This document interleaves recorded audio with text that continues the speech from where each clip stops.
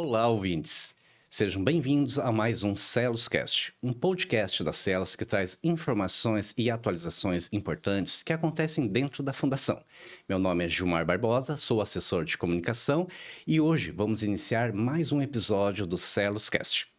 No episódio de hoje, vamos abordar um tema extremamente importante e fundamental para a gestão da entidade e para você, participante: a nossa carteira de empréstimo. Vamos explorar como funciona, como é a gestão, regras, vantagens, enfim, vários assuntos que vão lhe ajudar realmente a entender um pouquinho mais sobre essa carteira, esse investimento que a Celos utiliza ultimamente. Então, prepare-se para essa conversa enriquecedora e interessante. E para você que é participante da Celos, esse episódio foi feito exclusivamente para você.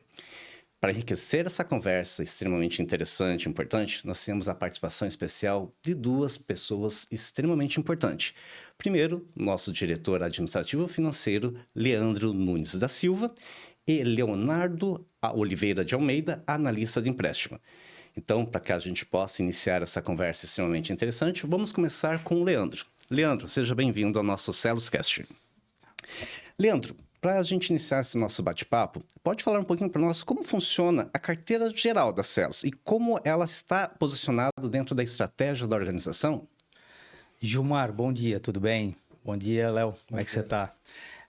Antes de mais nada, parabéns pela iniciativa da criação de mais esse canal de comunicação, mais essa forma de chegar nos participantes.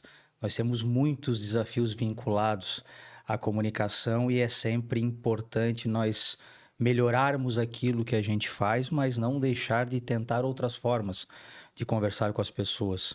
E esse canal das redes sociais, esse canal vinculado ao YouTube, desses cortes, dessas pílulas de informação, é muito importante, principalmente para o público mais jovem da Celesc e também, sem querer criar nenhum tipo de etarismo, para os nossos aposentados que vão ter a capacidade de poder olhar os episódios na íntegra ou em partes. Gilmar, quando a gente faz a percorrida de prestação de contas da diretoria, visita todos os locais de trabalho que a gente consegue dentro daquela nossa agenda planejada, nós acabamos tocando em vários aspectos que são importantes para os aposentados e para os trabalhadores, e uma delas, sem dúvida nenhuma, é o empréstimo. O empréstimo é uma modalidade de investimento, né? Nós costumamos a registrá-lo na nossa carteira de investimento como operação com participantes. Então, nós temos dentro do conjunto de alternativas de investimento uma série de mandatos, como a gente chama ali na área de investimento, vinculados à renda fixa, renda variável, investimento no exterior, fundos multimercados, imóveis, por que não dizer, e também a operações com participante. Então, quando a gente faz um estudo de alocação de mandatos, né, a gente acaba identificando qual que é o tamanho mais adequado para poder disponibilizar para esse tipo de operação. Então, hoje em dia, nós temos aproximadamente quase 100 milhões de reais de empréstimo com os participantes, e até por conta de alterações que temos feitos nos últimos tempos, e mais precisamente agora na metade do ano, nós conseguimos ter um aumento, um incremento no número de contratos, inclusive. E a ideia do empréstimo, por mais que ele não seja um benefício regulado para o participante, e muita gente tem essa dúvida, né, Léo? O empréstimo é um benefício a que eu tenho direito, e por que ele não pode ser feito de uma outra forma, ou mais barato, ou pré-fixado, ou de uma série de outras maneiras de enxergar isso como benefício? A gente costuma entender que, de fato, ele acaba sendo um benefício porque ele alivia o fluxo de caixa do participante, do seu ponto de vista de uma necessidade pontual ou recorrente. Tem muita gente que entra na Celesc ou até mesmo na Celos e acaba tendo empréstimo por um longo tempo. Eu acho que nunca tive um mês desde que entrei na Celesc lá em 2006 sem fazer o empréstimo, sem girar esse empréstimo para fluxo de caixa, mas a verdade ele é um investimento. E como investimento ele tem algumas metas, algumas premissas, porque ele é regulado pela Previc. Então, o fato de eu ter uma taxa de juros aplicado e um juros real, ele dialoga com a mesma prática que eu tenho para todos os tipos de investimento que ele concorre. Então, ele é IPCA mais 0,6 ao mês. Quando eu faço algum tipo de investimento em renda variável, fundo multimercado ou renda fixa, eu também tenho que buscar essa meta atuarial. É óbvio que se nós pudéssemos, por estudo de liquidez e limites legais, a gente poderia fazer cada vez mais empréstimos ao participante. É um pouco isso que a gente procura, assim, com uma série de alternativas que nós vamos tentar implementar ao longo dessa gestão. Acho que nesse bate-papo aqui o Léo vai poder ajudar, porque é o nosso especialista na área aqui também. Ótimo. Obrigado, Leandro. Então, pelo que eu pude entender, dentro atualmente dos investimentos da Celos, a carteira de empréstimo é uma modalidade de investimento também, certo? Sim. Essa modalidade de investimento, é uma pergunta agora direcionada para você, Leonardo. Seja bem-vindo ao nosso segundo episódio. Obrigado, Eu gostaria que você esclarecesse um pouquinho realmente qual é o papel realmente do empréstimo da Celos na vida do participante, onde impacta. Qual é o principal objetivo da carteira de empréstimo ser ofertado aos nossos participantes? Bom dia, Gilmar. Então, para o participante, o custo do nosso empréstimo, ele até a gente costuma chamar de empréstimo social, porque ele é um empréstimo, se comparado com o mercado, ele tem uma taxa de juros muito mais atrativa, né? Então, é isso que o Leandro já mencionou, ele acaba, muitas vezes, até se tornando um fluxo de caixa para o participante, né?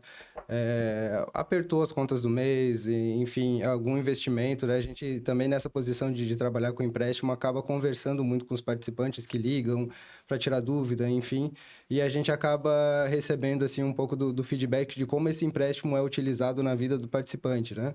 É muita reforma de casa, aquisição, às vezes a pessoa vai financiar um imóvel, ela precisa da entrada para o financiamento desse imóvel, ela utiliza o empréstimo da Celos para trocar de carro, para estudos.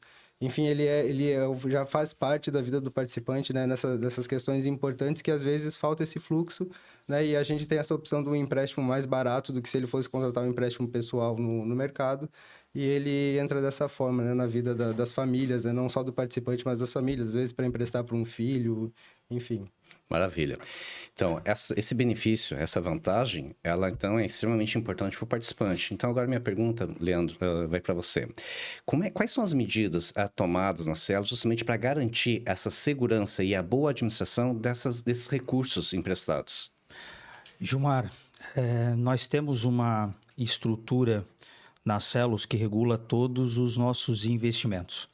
Nós temos uma estrutura de execução das políticas de investimento aprovadas, elaboradas pela diretoria executiva e aprovadas pelo Conselho Deliberativo, e nós temos uma equipe de compliance que analisa e observa tudo aquilo que a gente faz com base nas disposições legais e nas nossas políticas de riscos. Então, dentro da carteira de empréstimo, veja, nós temos uma equipe de investimento que faz todos os demais investimentos da fundação, executa os outros investimentos e que enxerga, faz uma primeira conferência na modalidade de empréstimo que nós até então temos a diretriz de manter na nossa gerência administrativa financeira sobre os cuidados do Léo, para que a gente possa ter a execução numa gerência e um primeiro filtro na segunda. Após isso, nós temos ainda a análise de compliance. Daí a área de compliance é vinculada à presidência da fundação, que é indicado pelo nosso maior patrocinador, a Celesc, e depois disso nós temos uma série de relatórios gerenciais que são apresentados à diretoria executiva, ao Conselho Deliberativo e ao Conselho Fiscal. E tudo isso ainda é fiscalizado pela Previ, como eu falei inicialmente, porque é uma modalidade de empréstimo. Então, o nosso sistema, até então, ele é próprio, ele é construído e atualizado e melhorado com base nas necessidades reportadas pela área, pela nossa equipe de TI, mas ele acaba concorrendo com outras necessidades, né, da ordem do dia que nós temos. Então, quando a gente está trabalhando com TI própria, ele vai dialogar ou vai tentar ocupar espaço com demandas do atendimento, e você sabe, você foi nosso gerente de atendimento antes de ser relações durante muito tempo, demandas da saúde, demanda da previdência. Então a gente tem uma área que executa, uma área de TI que desenha esse desenvolvimento, uma área de investimento que olha para ver esses padrões junto à Previ, tem uma área de compliance que regula todo esse processo e tem relatórios gerenciais que vão para a diretoria e para o Conselho Deliberativo e para o Conselho Fiscal. E aí uma série de atribuições que pode-se pensar que sejam mais fáceis de fazer ou não, elas são regulamentadas pela própria aprovação do Conselho Deliberativo. Não é comum a gente manter uma lógica de empréstimo com as pessoas imaginando que os limites aplicáveis são imutáveis, né? É muito comum, na contramão disso, a gente receber muitos pedidos de formas de fazer empréstimo fora da regra aprovada pelo Conselho Deliberativo. Como não é alçada da diretoria, muda a regra, prazo, percentuais de líquido disponível, formas de renegociação, ter uma alçada do Conselho Deliberativo que toma as decisões e que tenha o poder de fiscalizar aquilo que a diretoria faz também é importante, porque você dilui a cadeia de decisão e você não permite que decisões individuais beneficiem alguém diferente de outro. Então, a gente tenta fazer o processo mais isonômico possível. Às vezes o participante não entende, às vezes fica mais bravo com a gente, porque traz de novo aquele olhar de benefício e não de modalidade de investimento, mas, de qualquer forma, acho que o Léo foi muito feliz. Se nós olharmos os percentuais aplicados numa taxa de juros Selic que nós temos aqui, que está acima de 10% e deve caminhar para quase 12% aí ao final do ano, é muito difícil você conseguir um empréstimo tão competitivo quanto o nosso.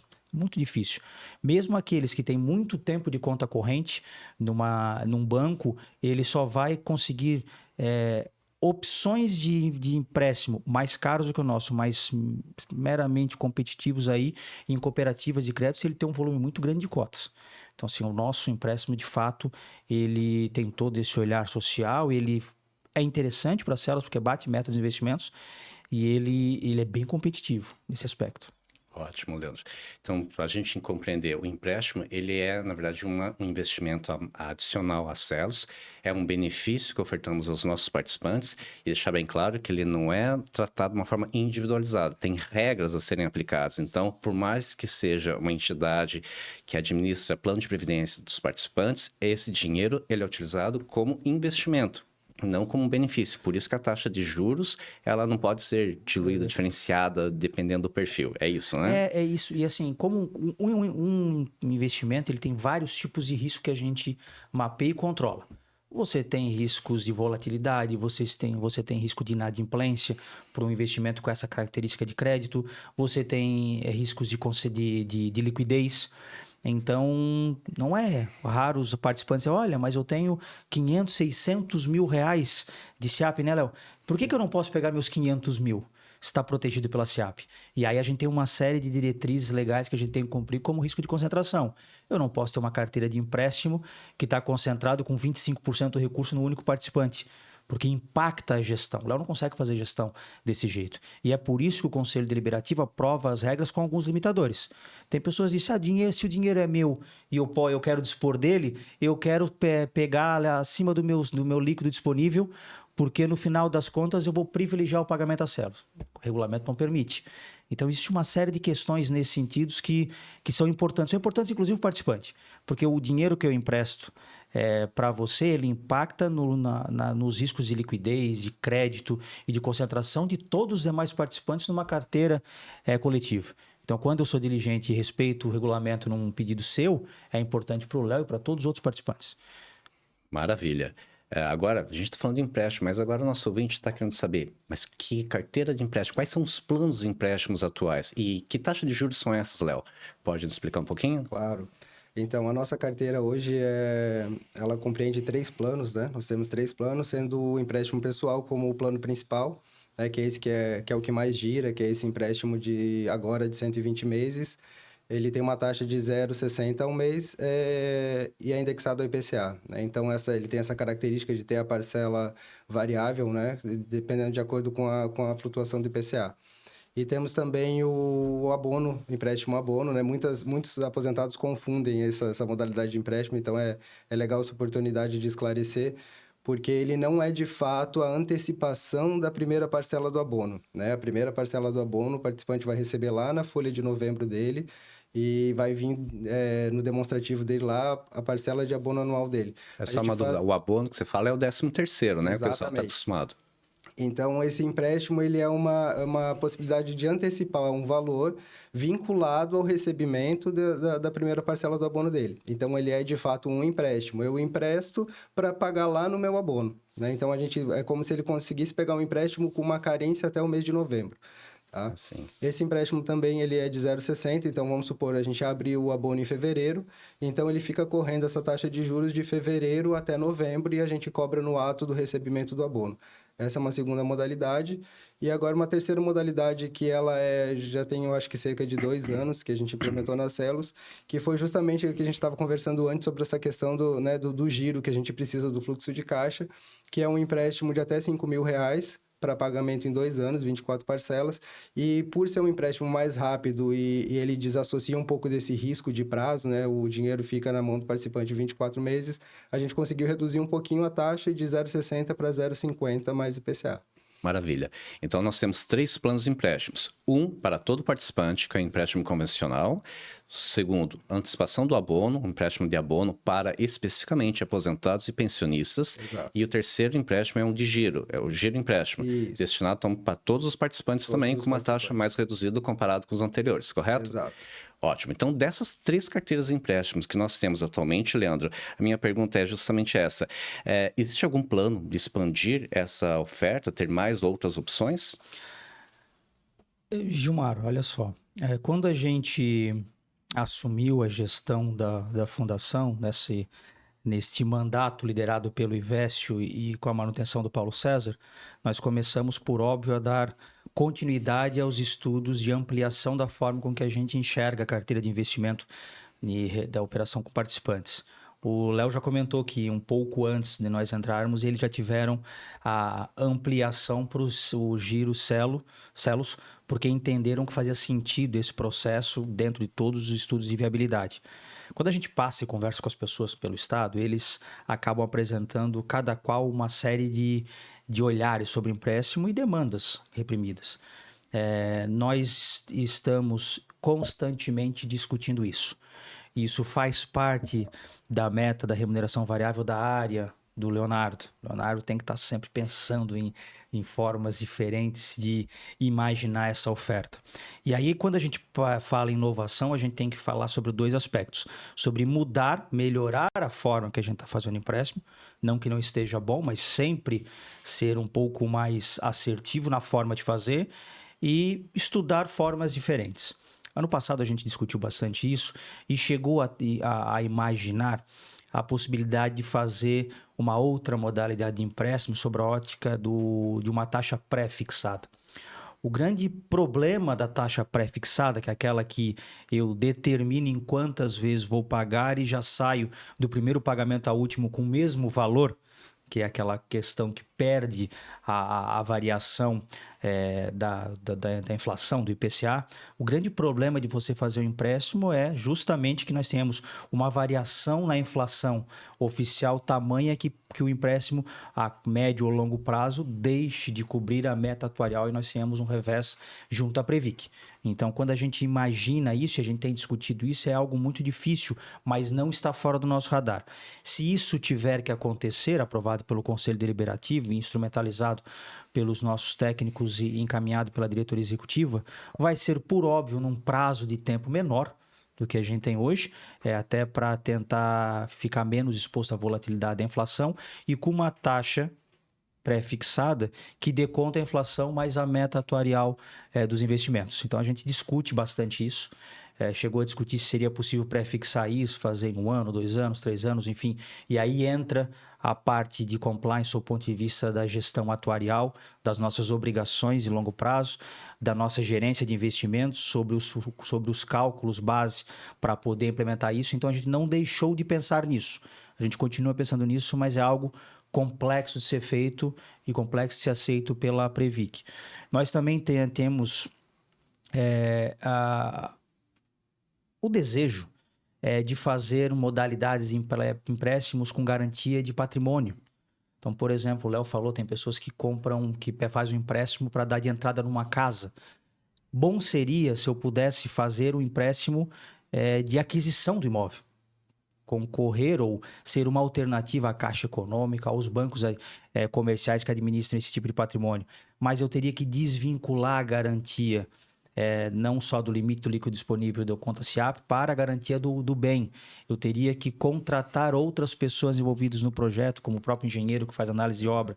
Então, existem outras frentes que a gente estuda e imagina que pode acontecer, mas são mais complexas de serem aplicadas. Mas nós não paramos de pensar nisso, tá, Gilmar?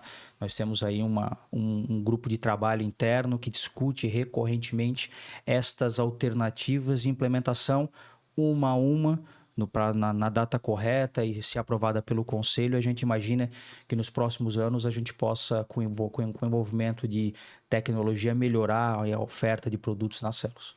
Ótimo. Então, uma das formas de vocês acompanharem a tendência, né, e o que o mercado oferece é fazer benchmarking. A Celos faz benchmarking bastante com outras entidades. Como a gente poderia se comparar a Celos comparado com, por exemplo, muitos aposentados participantes às vezes recorrem a entidades abertas, né, entidades financeiras para buscar empréstimo. O que diferencia a Celos para o indivíduo buscar os benefícios da Celos ao invés de uma entidade financeira?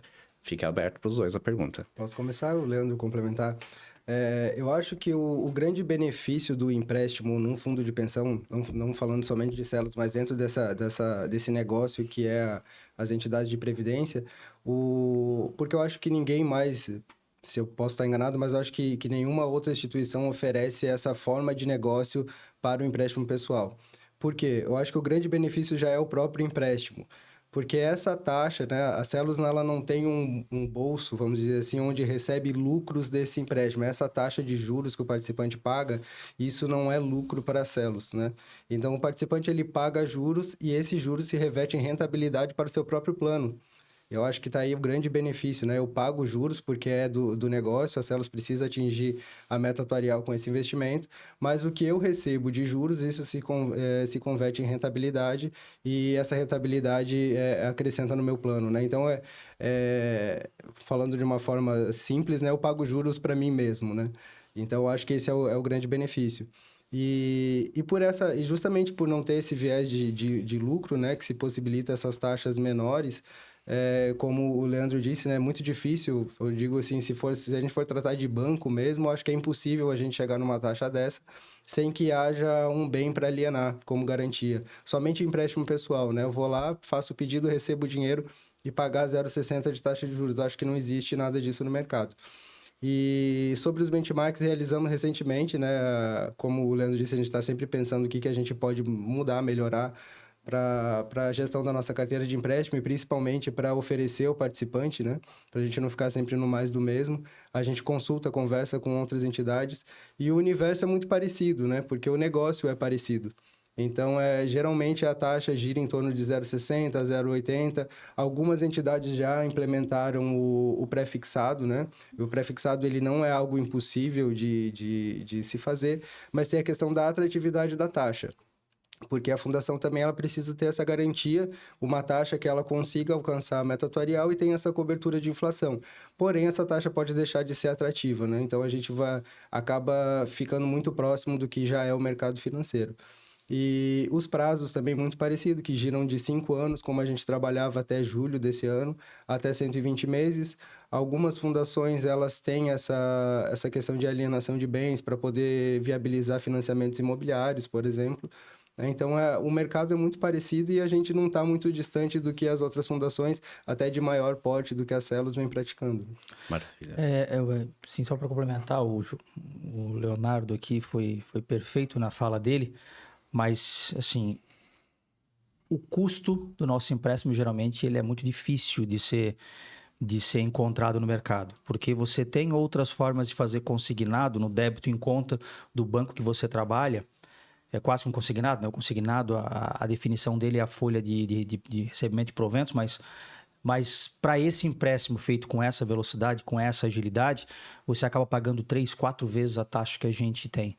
Então, a gente alia a velocidade, a possibilidade de você fazer o desconto em folha, a uma taxa de juros bastante atrativa, sem todo um formulário preliminar de análise de crédito para saber qual o seu rating, se você tem uma nota boa ou ruim, qual que é o limite de empréstimo que você vai ter. Então, é um processo muito simplificado na Celos e muito competitivo.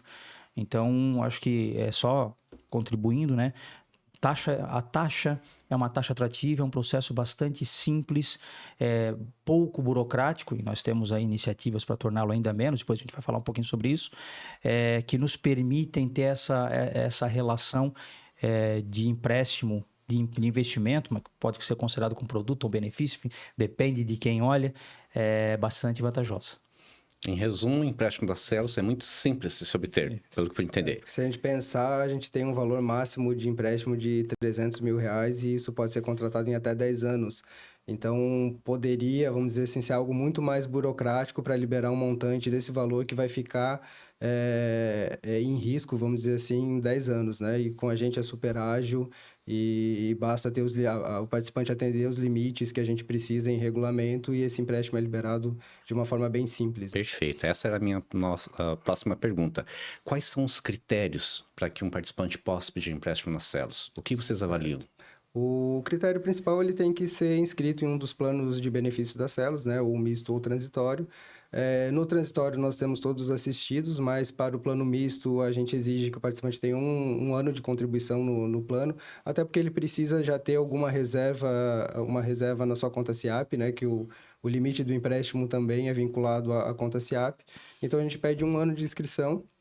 A partir desse momento, ele já está apto a contratar empréstimo nas Celos, né? E fora as outras coisas legais, como capacidade civil, ser maior de idade, essas coisas que é inerente de qualquer contrato. E aí sim, depois desses 12 meses de contribuição para o plano, ele está apto a fazer o empréstimo nas Celos. A gente tem um start inicial ali que a gente chama de termo de adesão, que é um documento que o participante ele vai entrar no site da Celos. O nosso processo ele é todo digital. Então, o participante ele vai fazer a leitura do regulamento e do contrato, né, de todas as cláusulas. Se ele estiver de acordo, ele dá um ok nesses documentos e vai gerar um termo de adesão para ele dizer que concorda com esses termos. Ele vai assinar isso em cartório, né, reconhecer firme em cartório e entregar para o nosso cadastro. É a única burocracia que a gente tem. A partir desse momento que a gente dá o ok nesse termo de adesão dele, aí ele está todo de forma virtual no site da Celos. Ótimo. Esse é o processo de solicitação, né? Esse é o processo para a pessoa estar habilitado ao empréstimo, né? A partir desse momento eu posso contratar. Aí vai ser liberado o simulador, né? E como funciona? Liberado o simulador, ele tem acesso lá no autoatendimento dele, a gente tem um menu específico para o empréstimo. Depois que ele se habilita, vai aparecer esse menu no autoatendimento para ele. E aí ele pode fazer as simulações que ele quiser de acordo com os limites, né? Esses limites de cada participante já está definido no simulador. E ele pode ir gerando as simulações até chegar no empréstimo que atenda às suas necessidades. Chegando nesse empréstimo, né, no valor desejado, ele vai confirmar esse empréstimo para a gente, vai cair lá no sistema, dia seguinte a gente já está analisando esse empréstimo para fazer os pagamentos semanais. Ótimo. Então, o processo de aprovação é quase que imediato após a solicitação? Como funciona o processo de aprovação? A gente pede 5 dias úteis, tá? Entre a solicitação e o pagamento do empréstimo são 5 dias úteis, porque a gente tem, né? A gente falou de análise de crédito, a gente tem uma pequena análise de crédito, porque a gente precisa verificar como que está a folha do participante, né? Se os descontos... Porque o empréstimo na folha, ele é quase que o último em ordem de prioridade, né? Então, a gente precisa assegurar que o participante tenha essa disponibilidade em folha para fazer a liberação. Então, ele tem só esse tempo que a gente precisa para fazer essa análise de folha, como está a vida financeira dele com os outros planos da Celos, né? Plano previdenciário, plano de saúde, para a gente tomar a decisão da liberação. Então, a gente precisa desse prazinho. E como funcionam as datas? Qualquer momento eu posso entrar no site e fazer a solicitação? Existe prazo? Como funciona o cronograma dessas atividades? Então, o calendário do empréstimo, ele abre para o participante fazer as solicitações no 10º dia útil de cada mês. E o porquê, né? Muita gente pergunta por que o empréstimo das Celos fica fechado tanto tempo. A gente tem duas questões, né? A gente tem a nossa data de vencimento para todos os planos da Celos, a data para desconto em folha é no dia 30, mas a data de vencimento efetiva, ela é o 5º dia útil. Porque nós damos esses 5 dias úteis tanto para o participante quanto para a patrocinadora para poder fazer o repasse desses recursos.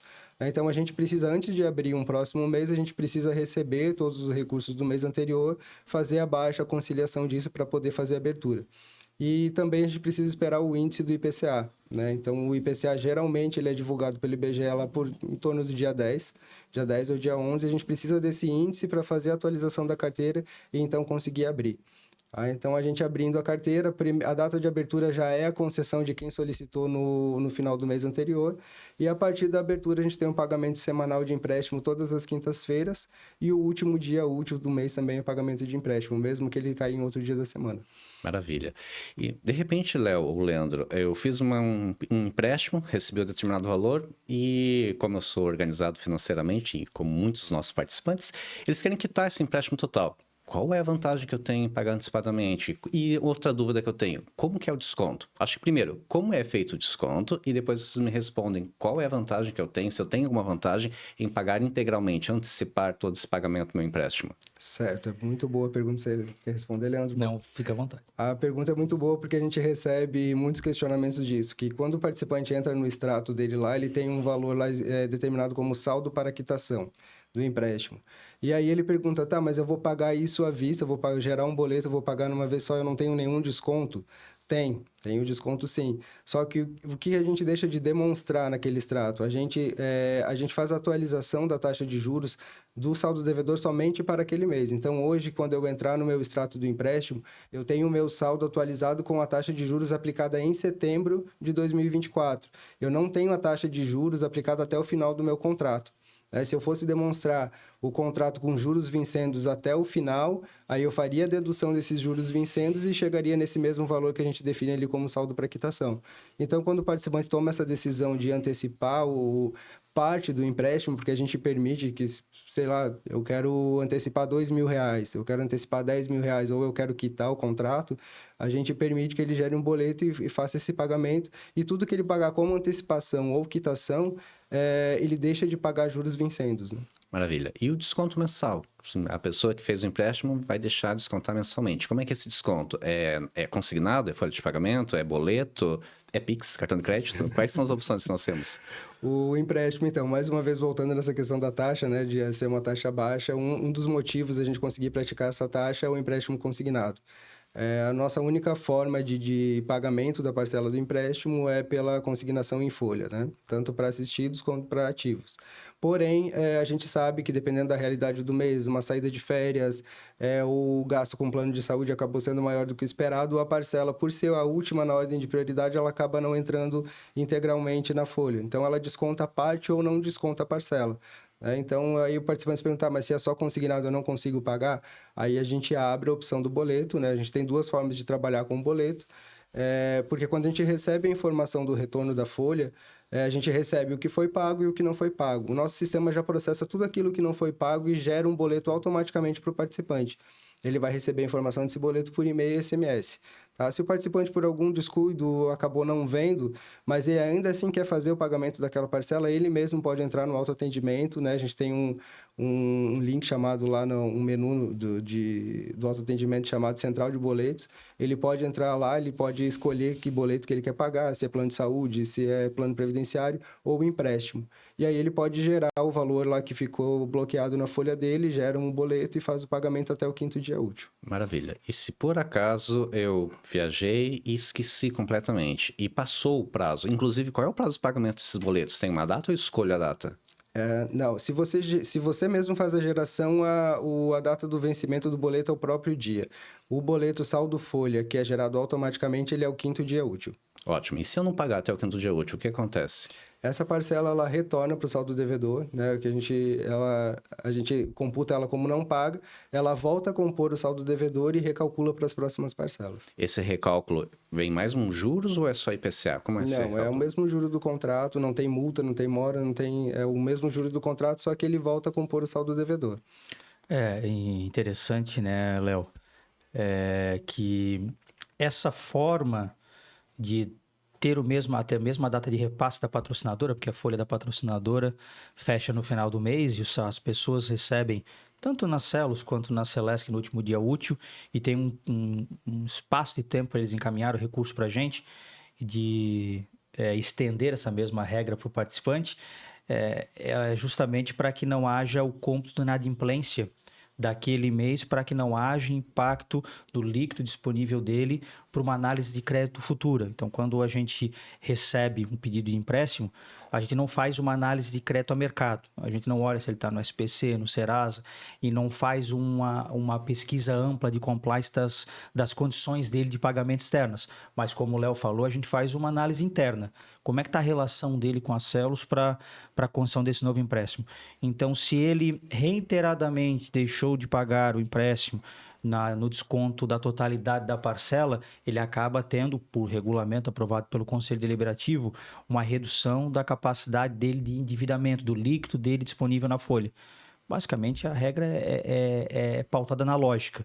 Se ele tem uma parcela eventual de R$1.000 de empréstimo e só consegue pagar 800, 700, 600, porque o empréstimo, diferente de outras rúbricas vinculadas à saúde, por exemplo, permite o desconto parcial dos valores contratados, é muito improvável que numa renegociação que peça um empréstimo com desconto dobro disso, de 1.500, 1.700, 1.800, que ele consiga honrar, porque habitualmente ele não tem conseguido. Então, um pouco dessa lógica a gente faz. Então, pagar até o 5º dia útil subsequente é dar oportunidade, mais uma oportunidade do participante para que ele seja considerado adimplente e não falhe dentro dos critérios de análise que o Léo faz depois para a concessão futura de empréstimo. Posso complementar Por favor. a fala do Leandro? É porque por muito tempo foi tratado pelos próprios participantes ou talvez culturas que existiam anteriores a essa gestão do empréstimo, que era quase como esse recálculo no saldo do devedor era quase como um incentivo à inadimplência. Né? E a gente tem tentado reverter essa cultura. O fato de recalcular é a forma como a gente trabalha com aquela parcela que inadimpliu. Né? Mas ela não é um incentivo à inadimplência, porque a gente ouve muitas vezes do participante, eu não paguei porque recalcula. Sim, recalcula, mas recalcular é somente uma forma de trabalhar, não é um incentivo para que se deixe de pagar. Né? Porque a gente comenta com os participantes, às vezes o participante sai de férias, na folha do mês das férias e na folha quando ele retorna de férias não entra a parcela do empréstimo. Então, são 2 parcelas que ele deixa de pagar e isso pesa em questão de análise de crédito, né? Porque às vezes o participante está voltando de férias, ele deixou de pagar 2 parcelas e ele pede um empréstimo no mês seguinte. E a gente olha, poxa, né, o participante deixou de pagar as 2 últimas parcelas, como que eu posso colocar mais dinheiro na mão dele? E sobre as questões de análise, muitas vezes o participante questiona, poxa, vocês têm minha SIAP de garantia, né? E por que vocês estão me recusando o empréstimo? Porque o ideal do negócio, quando a gente fala em responsabilidade de atingimento atuarial, é que a gente empreste e que essas parcelas retornem de acordo com o contrato mensalmente para as células. Ok, a gente tem lá para um final, pensando em última instância, a gente tem a SIAP como garantia, mas a gente tem questão de números que a gente tem que gerar. A partir do momento que o participante não paga uma parcela ou determinado número de parcelas, isso começa a gerar provisionamento. Né? Então, a gente começa a gerar resultados negativos. Então, aquele benefício que é transformar juros em rentabilidade, ele começa a se transformar em um dado negativo que vai atingir a rentabilidade. Então, cada parcela que o participante deixa de pagar, ele gera provisão contábil e essa provisão, ela impacta negativamente na rentabilidade. O que é a provisão? A provisão a gente informa para a contabilidade, olha, esse participante não pagou uma parcela ou esse participante não pagou 10 parcelas. E conforme o número de parcelas, vai aumentando o risco contábil e a provisão o percentual de provisão vai aumentando, até que chegue um ano de inadimplência e a gente tem que dizer para a contabilidade, olha, o risco de não receber esse contrato é 100%. Então, 100% do saldo devedor daquele contrato, mesmo que lá na frente a gente vai descontar da SIAP, naquele momento ele entra como perda, né, para a rentabilidade, né? Então, a gente está gerando resultado negativo para a fundação. Eu vou reverter lá na frente com um resgate de SIAP? Posso reverter, mas o dia a dia, vamos dizer assim, a gestão corrente da carteira está prejudicada pelo provisionamento. E quando a gente discute, né, Léo, sobre a ótica do investimento, quando a gente faz um estudo para determinar em quais segmentos, quais mandatos que a gente chama, ou quais tipos de investimentos que a gente aplica o recurso garantidor do participante, ele faz todo esse cálculo considerando o nosso histórico. Então, se eu tenho um empréstimo, uma operação com o participante 100% adimplente, sem problemas de falhas de pagamento, ele enxerga, porque isso é um modelo matemático, estatístico, atuarial de longo prazo, que é muito vantajoso aumentar a disponibilidade, o líquido e o limite que eu tenho para ofertar de empréstimo para os participantes. Se eu tenho um empréstimo que recorrentemente apresenta apresenta falhas de pagamento, no final das contas, numa análise absolutamente técnica e científica que foge à nossa governabilidade de fazer uma análise individual sobre caso a caso, eu acabo tendo a redução do limite dos empréstimos a conceder no futuro. Aí imagina se o camarada tem a SEAP, se ele tem essa mentalidade que tem um recurso disponível e eu acabo tendo uma limitação do limite de empréstimos a conceder, eu digo, não, mesmo que você cumpra todos os requisitos do contrato, eu não posso mais lhe conceder empréstimo. Por quê? Porque no estudo de distribuição de investimentos eu já estou no limite daquilo que foi pensado para o empréstimo, porque ele acaba tendo mais falhas de pagamento e impacto na rentabilidade do tipo que deveria ter. Então, essa responsabilidade de olhar no dia a dia, além de bater a meta atuarial para os participantes, é para que o empréstimo consiga cada vez mais ter mais limites de disponibilidade para os participantes. Atualmente, a gente tem uma inadimplência abaixo de 2%. Estamos em 1,5%, né, Léo? Isso. Aproximadamente 1,5%. Então, nós temos nesse estudo de alocação de investimento, que nós estamos rodando agora, a gente semestralmente faz isso, nós já falamos para a empresa contratada, porque é uma empresa externa, auditada, fiscalizada pela Previc, que faz esse estudo para ser absolutamente sem nenhum tipo de conflito de interesse. Já fizemos o pedido, olha, nós aumentamos para 120 meses, estamos aumentando o volume, nós achamos que faz sentido aumentar ainda mais o limite para poder emprestar para os nossos participantes. Então, pedimos aí um aumento de limite de 10% daquilo que eles originalmente imaginariam. Vamos ver se vai retornar positivamente. A gente acredita que sim, porque a inadimplência está baixa. Se não tivesse uma inadimplência extremamente baixa ou controlada, governável, a gente possivelmente não teria a possibilidade de fazer isso. Maravilha. Bom, pessoal, realmente eu acho que a nossa conversa de hoje trouxe muitas informações importantes para entendermos um pouquinho como funciona a carteira de empréstimo, os planos de empréstimos e o principal, os bastidores e a gestão de empréstimo. Extremamente importante para nós como participantes e também para todos os beneficiários que fazem parte realmente desse grande benefício que a Celos tem. Já estamos chegando próximo ao fim desse nosso segundo episódio. Eu gostaria muito da dupla, Leandro e Leonardo, que compartilhasse um pouquinho uma música, mais. Agora não, deixamos para o segundo episódio. Mas eu gostaria de ouvir de vocês, não uma música, mas sim alguma informação que vocês gostariam de compartilhar, dando uma mensagem para os nossos beneficiários que ainda não tomaram um empréstimo na Celos ou estão em dúvida se vale a pena fazer esse pedido. Qual é a principal vantagem? Que mensagem final vocês poderiam repassar aos nossos participantes? Por favor. Bom, assim, eu acho que a ideia de gravar esse podcast, né, de tentar trazer para as pessoas algumas informações que não são tão claras ou tão abertas aos participantes, que fazem parte da gestão do nosso dia a dia, é demonstrar a responsabilidade que nós temos na condução, na gestão e todos os processos de transparência e de fiscalização desse recurso.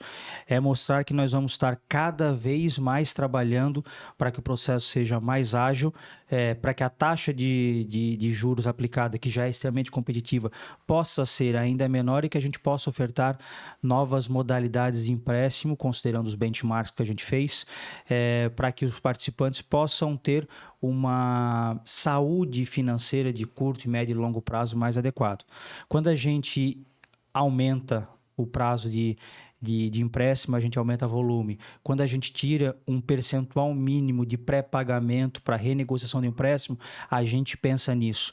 O Léo falou sobre a burocratização inicial do processo de adesão ao formulário registrado em cartório. A gente trabalha nisso e o Léo e a equipe lá da área da gerência administrativa financeira tem trazido para a gente muitas boas demandas. A gente trabalha e sempre fala para a turma das nossas áreas, tragam bons projetos que a gente está disposto a abraçar. Então, a ideia de fazer a concessão 100% digital está no forno e a gente tem trabalhado nesse sentido.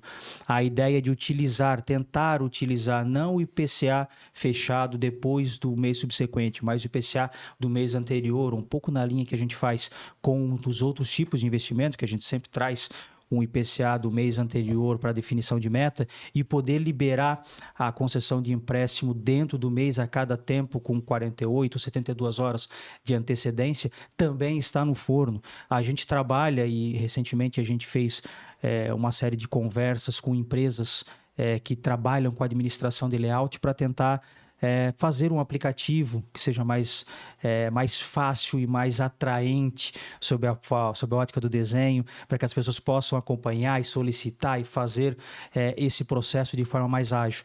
É importante que as pessoas tenham segurança em fazer isso conosco. Saber que fazendo conosco a gente sempre vai tentar utilizar a dose certa, a justa medida para que ele tenha o menor custo de empréstimo, mas mesmo assim tenha uma rentabilidade que seja positiva para a sua própria SIAP, para os resultados do plano, seja ele no período de acumulação, seja ele no período de recebimento de empréstimo. Então, assim, a equipe é muito boa, o time é muito responsável, a gente não deixa de pensar em novas práticas e investimento e inovação. Então, a gente entende que com todas essas frentes, a gente gostaria cada vez mais de ter a confiança e a segurança do participante para, precisou de um recurso extra, fazer a concessão conosco, fazer o pedido para a gente, para que a gente possa administrar e fazer mais esse trabalho de gestão financeira dos recursos participantes, que para a gente é importante que esteja todo mundo muito bem.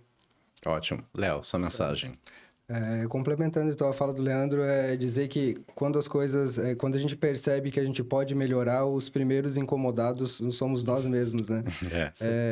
Lá em 2018, quando houve a primeira mudança para esse empréstimo digital, mas que ainda precisa de um termo de adesão, o papel começou a incomodar, era malote que chegava com atraso, a gente não conseguia conceder na data prometida, enfim, aquilo começou a gerar um incômodo, nós, né, fomos buscar informação jurídica e conseguimos viabilizar o empréstimo digital.